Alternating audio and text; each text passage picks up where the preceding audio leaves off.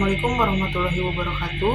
Perkenalkan, nama saya Ismaya dengan NIM 031112300024. Saya dari program studi akuntansi kampus STI Sutarmaja Subang.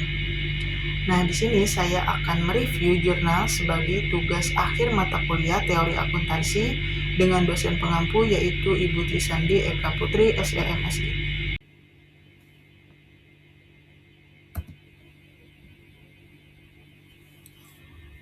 Nah, jadi judul jurnalnya yaitu mengenai analisis mendalam konsep teori akuntansi dalam bisnis modern, implikasi untuk kualitas informasi keuangan dan pengambilan keputusan. Penyaji saya sendiri yaitu Ismaya, sumber jurnalnya sendiri yaitu dari Anissa Promika, Universitas Muhammadiyah Bengkulu, GAKPT, volume 1 nomor 3, Maret 2024.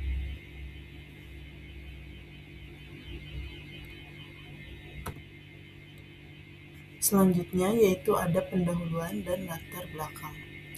Pertama yaitu akuntansi sebagai bahasa bisnis, penghubung informasi keuangan bagi pemangku kepentingan.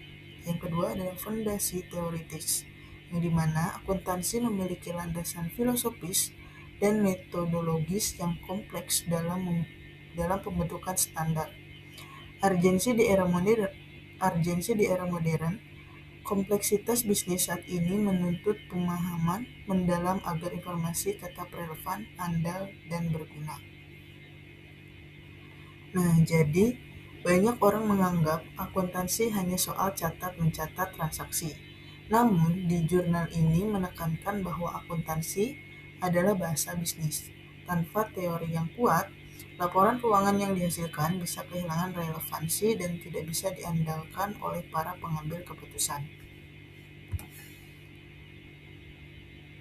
Nah, selanjutnya ada konsep dasar teori akuntansi. Yang pertama ada entitas ekonomi, yang dimana memisahkan urusan bisnis dan urusan pribadi pemilik. Yang kedua ada prinsip kebutuhan informasi, yaitu menekankan bahwa informasi harus relevan untuk keputusan. Yang ketiga ada pengakuan pendapatan dan biaya, yang dimana mengatur waktu transaksi agar mencerminkan periode terjadinya nilai tambah. Lalu yang terakhir ada konservatisme, yaitu sikap hati-hati dengan lebih mengungkapkan risiko kerugian daripada potensi keuntungan. Nah, jadi ada beberapa pilar utama dalam teori akuntansi, misalnya yaitu tadi, konsep entitas ekonomi memastikan harta pribadi pemilik tidak tercampur dengan aset perusahaan. Nah, selain itu ada prinsip konservatisme yang mengajarkan akuntan untuk bersikap hati-hati dalam mengakui keuntungan agar laporan keuangan tidak menyesatkan.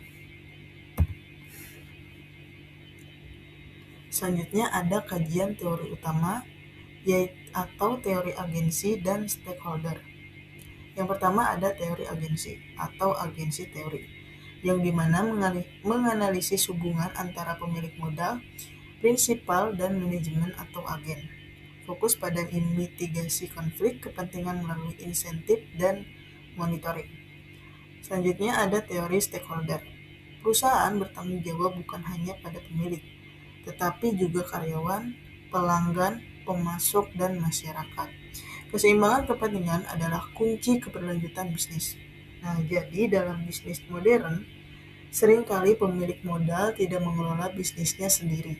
Nah, disinilah teori agensi berperan untuk memastikan manajer bekerja sesuai kepentingan pemilik. Namun, perusahaan juga tidak hidup sendirian. Teori stakeholder mengingatkan bahwa kepentingan masyarakat dan karyawan juga harus diperhatikan dalam pelaporan keuangan. Selanjutnya ada dampak teknologi dan globalisasi. Yang pertama ada teknologi informasi, yaitu pertama ada mendorong penggunaan sistem informasi akuntansi atau SIA yang lebih canggih. Lalu selanjutnya ada meningkatkan efisiensi, akurasi, dan kecepatan pelaporan keuangan. Selanjutnya ada globalisasi, menuntut adaptasi akuntansi terhadap keragaman mata uang dan perbedaan regulasi internasional. Selanjutnya ada analisis data, memungkinkan pengambilan keputusan yang berbasis data yang lebih mendalam. Nah, jadi kita tidak bisa mengabaikan teknologi, yang dimana saat ini sistem informasi akuntansi bukan lagi pilihan, tapi kebutuhan. Teknologi juga membantu kita mengolah data mentah menjadi wawasan strategis secara cepat dan akurat, yang sangat krusial dalam menghadapi persaingan global. Nah, selanjutnya ada kualitas informasi dan pengambilan keputusan. Yang pertama ada kriteria kualitas informasi. Ada relevansi, yaitu sesuai dengan kebutuhan pengguna. Ada keandalan, yaitu menciptakan kepercayaan pengguna terhadap laporan. Ada keterbacaan, yaitu mudah dimengerti oleh berbagai pihak. Selanjutnya ada implikasi bagi manajer dan investor.